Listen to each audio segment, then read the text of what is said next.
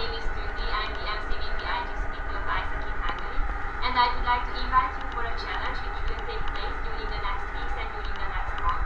So it's nothing else but the 1000 Summer Stories Cup, and during this competition you will be able to show that how great summer stories you can write together, but how this whole system is going to look like. Hello peeps, so I'm Jan, the MCVP of GCDP, and let's understand the point system of this competition.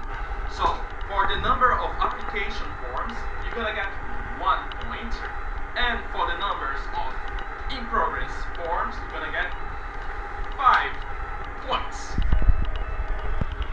Okay, so hey guys, my name is Toby. I'm the MCVP OGIP and Marketing of ISAC in Hungary, and as you know, there's like a lot of work with like getting application forms and in progress, but the most important and the biggest challenge that we actually want to give you to face is to look how many match forms you get. So that's why we decided to give 50 points for people that you match, and for the final realization you will get a 30 points.